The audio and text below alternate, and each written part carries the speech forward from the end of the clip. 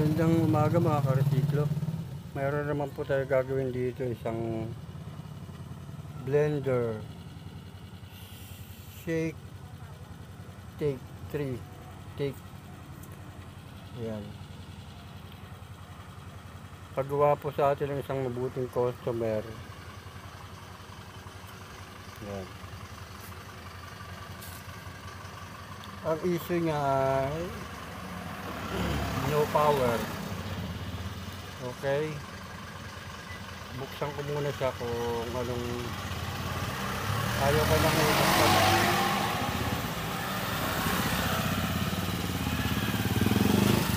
Sa mga no power, hindi ko na sinasaksak yan kasi baka may nagdikit na dun sa loob ng wire, kaya kailangan buksan na lang kaagad tong mga ganitong no power.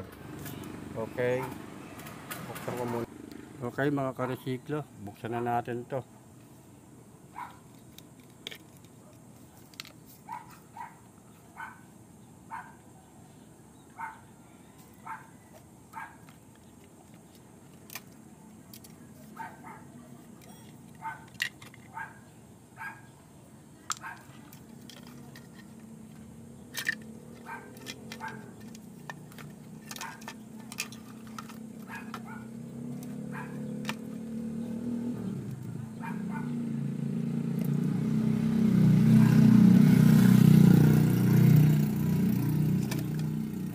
Una nating checkin dito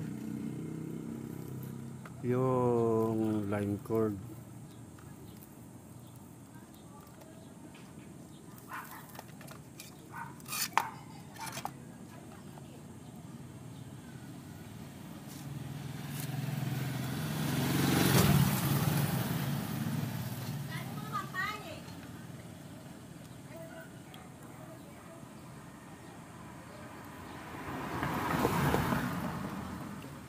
Line cord, ito tinatawag na line cord. Ito.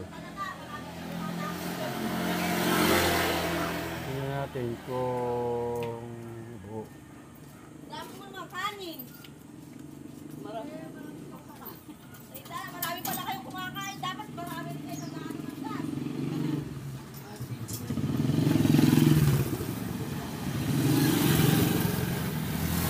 Okay naman siya.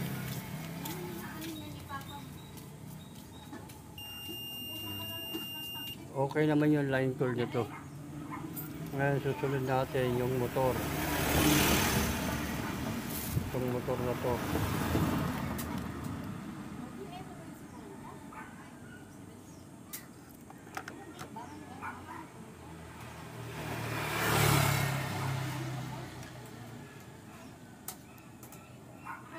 Itong side na to, ito okay siya.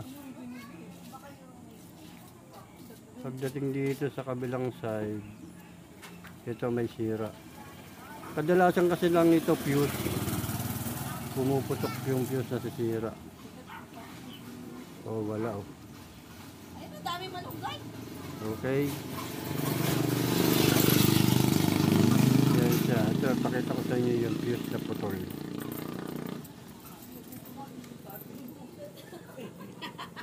Ito. Nakita nyo to. Sa ating pinto ko eh, kada pasok ninyo may pitas. Ayan, putol na siya. Ayan. Ayan, putol. Wala na yung fuse niya. Ito yung fuse niya. Ito.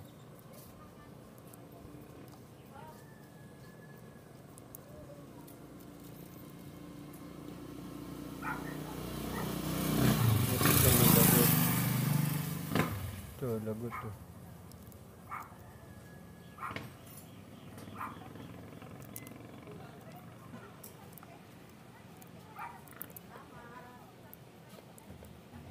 Yan yung lagot to. Yan yung ano, kasi aluminum yung motor niya, hindi sa copper. Yan. Yan siya lagot, kaya siya walang power.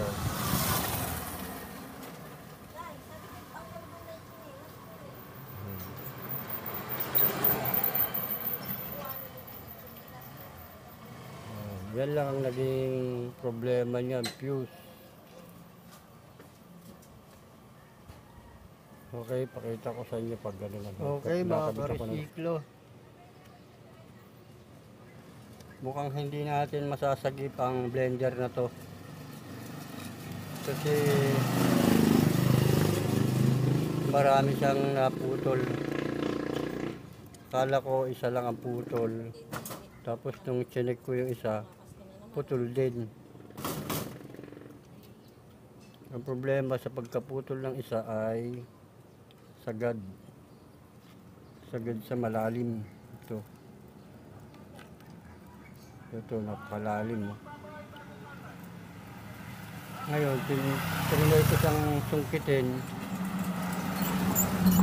Ito, naputulan ako ng isa. Ito. Naputulan, nadagdagan pa ng putol.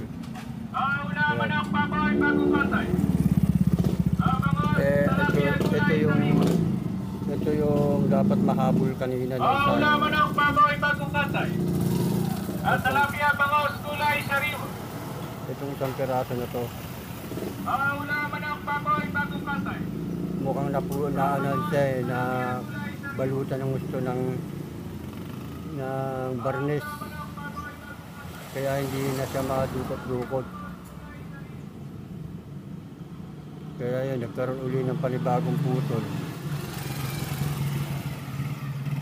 Ito.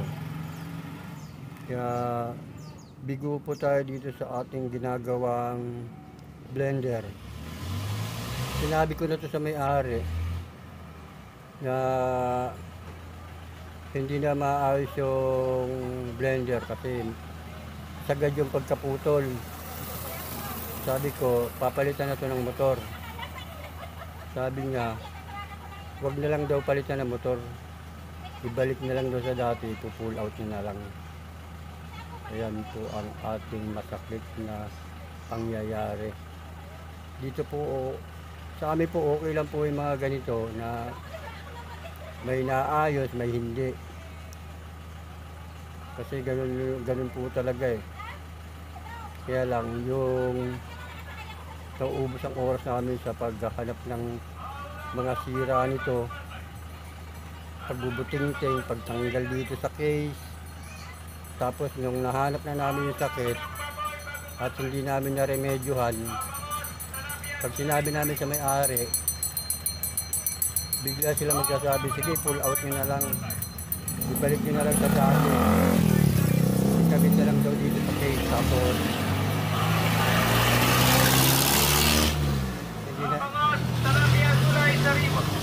hindi na nila ipatutuloy. Ganun po talaga ang buhay ng teknisan. Minsan may naayos, minsan may hindi. Okay? Kaya sana may natutunan kayo sa aming mga buhay teknisan na minsan may maganda, minsan may pangit. Okay? Marami pong salamat sa inyong lahat.